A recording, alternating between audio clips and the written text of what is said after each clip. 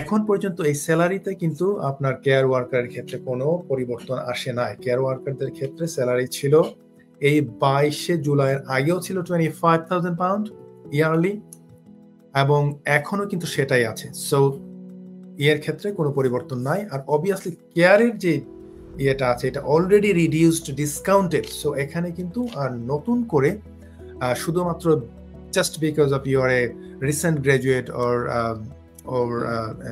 in graduate road visa.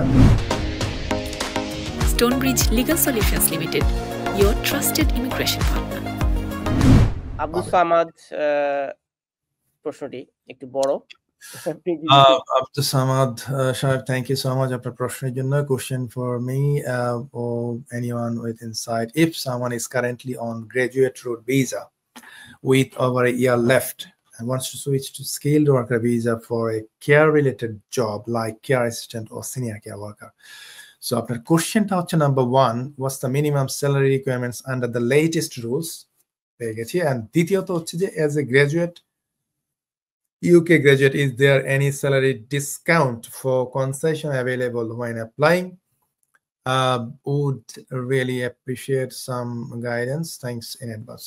তো ধন্যবাদ। আপনি প্রশ্নটা বেসিক্যালি আপনি যেটা করেছেন যে কেউ যদি এখানে গ্রাজুয়েট রুটে থাকেন এবং তারা যদি কেয়ার অ্যাসিস্ট্যান্ট হিসেবে আপনার জবে সুইচ করতে চান, ভেরি অত্যন্ত গুরুত্বপূর্ণ প্রশ্ন। নাম্বার 1 হচ্ছে salary requirements.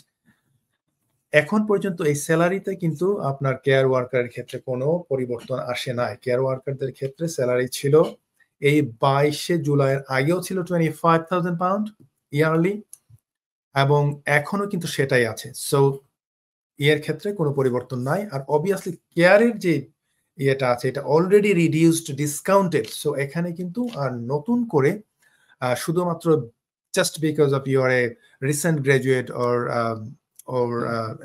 in graduate road visa, আপনি কিন্তু এক্সট্রা আর কোনো বেনিফিট পাচ্ছেন না। It is already been reduced salary only 25,000 pound. আর আপনি যদি অন্য কোনো কেয়ার ওয়ার্কার ছাড়া অন্য কোনো রুটে যান, সেই ক্ষেত্রে আপনি যে নিউ এন্ট্রান্ট হিসেবে যে ইয়েটা আছে, ডিসকাউন্টটা রয়েছে, সেটা কিন্তু পাবেন।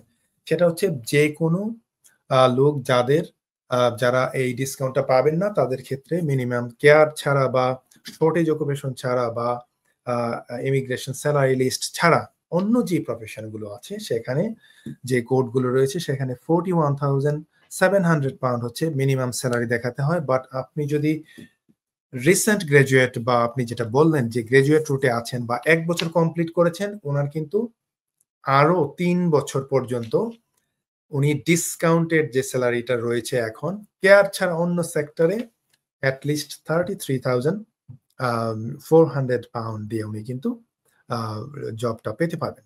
সো ধন্যবাদ। আশা করি আব্দুল সামাদ ভাই আপনি আপনার প্রশ্নটা পেয়েছেন, উত্তরটা পেয়েছেন। আপনি যদি স্টিল আর কোনো কিছু জানার থাকে আপনি আমাদের যে নাম্বারটা রয়েছে হোয়াটসঅ্যাপ নাম্বারে আপনি ফার্দার প্রশ্নের জন্য আপনি প্রশ্ন করতে পারেন, ফার্দার আনসারের জন্য।